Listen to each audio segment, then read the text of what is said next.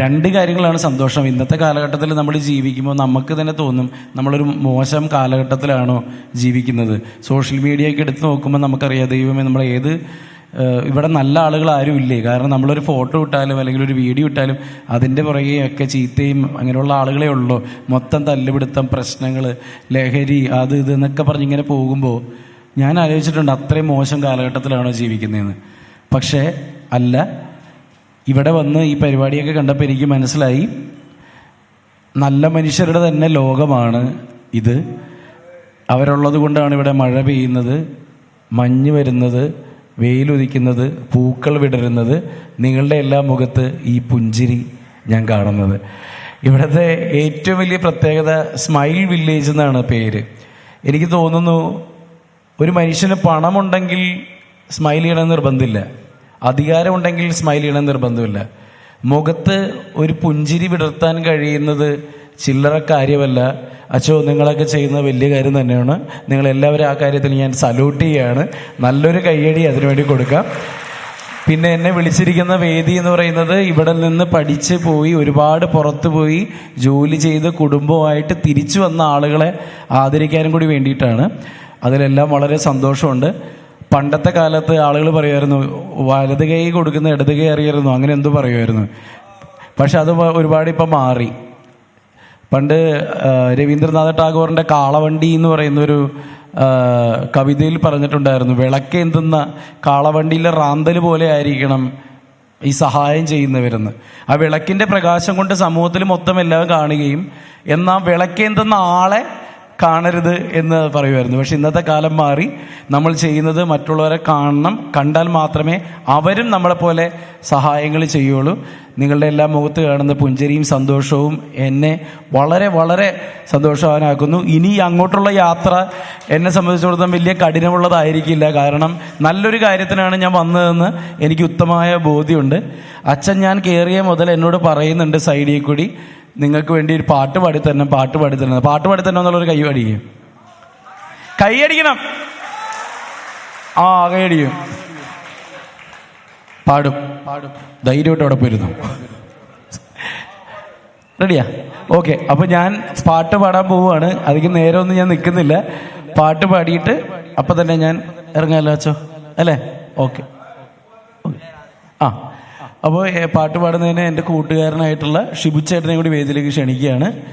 ഷിബുച്ചേട്ടൻ വെടിക്കെട്ട് സിനിമ നിങ്ങളെല്ലാവരും കണ്ടു കാണും. വെടിക്കെട്ടിൻ്റെ മ്യൂസിക് ഡയറക്ടർ കൂടിയാണ്. അപ്പോൾ അദ്ദേഹവും ഞാനും കൂടിയാണ് നിങ്ങൾക്ക് വേണ്ടി ഒരു നാടൻ പാട്ട് പാടുന്നത്. കൈയടിക്കുമല്ലോ? ഓക്കെ.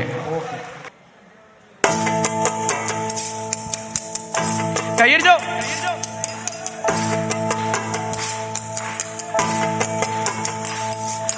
ഇതിവരം പോലഴകുള്ളോള്, ഇന്ദ്രധനുസിൽ പിറന്നവള്, കുന്തിരിക്കത്തിൻ മണമുള്ളോള്, ചെഞ്ചുണ്ടിൽ വീരിയും കരയ്ക്കുമ്പോള്. ഇന്ദിവരം പോലഴകുള്ളോള്, ഇന്ദ്രധനുസിൽ പിറന്നവള്, കുന്തിരിക്കത്തിൻ മണമുള്ളോള്, ചെഞ്ചുണ്ടിൽ വീരിയും കരയ്ക്കുമ്പോള്. കാണാൻ എന്തൊരു ചന്തമാണത്, കേൾക്കാൻ എന്തൊരു ഇമ്പമാണത്.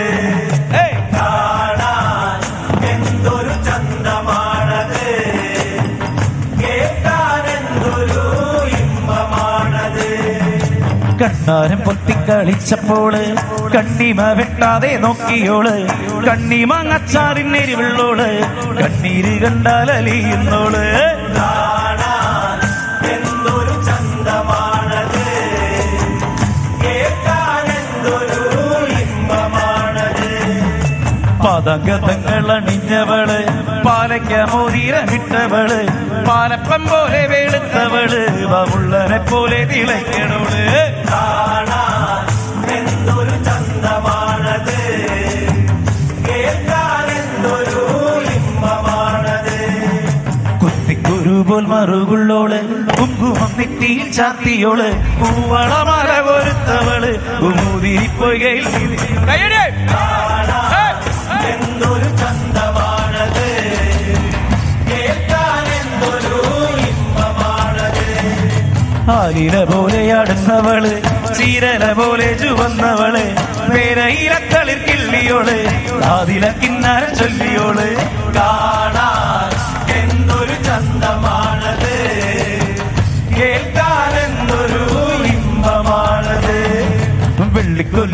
പെണ്ണിവള് വെള്ളാരം കല്ല് വെറുക്കിയോള് വെള്ളയിനുള്ളിട്ട് ഓടിയോള് പള്ളി പോലെന്നിൽ പടർന്നവള് എന്തൊരു ചന്തമാണത് കേൾക്കാൻ എന്തൊരു ഇമ്പമാണത് കാവിൽ വിളക്ക് തെളിച്ചവള് കാത്തിരിക്കാന്ന് പറഞ്ഞവള് കണ്ണോട് കണ്ണായിരുന്നവള് മണ്ണോട് മണ്ണായി മറഞ്ഞവള് ഒരുമിച്ച്